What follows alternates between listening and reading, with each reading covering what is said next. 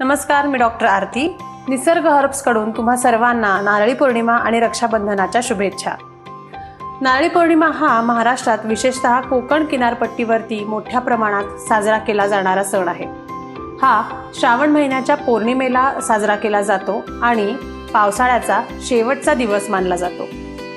नारळी पौर्णिमेच्या दिवशी समुद्राप्रती कृतज्ञता व्यक्त केली जाते आणि कोळी बांधव यांची सुरक्षिततेसाठी प्रार्थना केली जाते.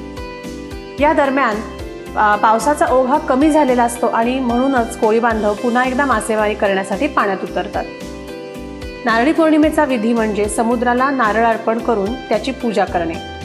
हा काळ बाहेरचे वातावरणात होणारे बदल आणि आपल्या शरीरातील होणाऱ्या दोष असंतुलनाचे संकेत देणारा असतो आणि आयुर्वेदात नारळाला सात्विक मानले जाते, जे पवित्रता आणि संतुलनता याचे प्रतीक आहे.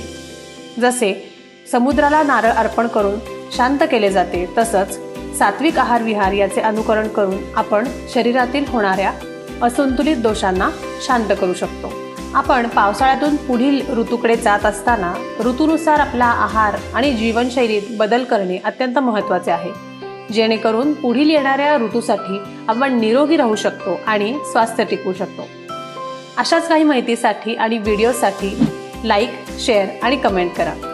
निसर्ग हर्ब्स कडून सर्वांना नारळी पौर्णिमा आणि रक्षाबंधनाच्या हार्दिक शुभेच्छा.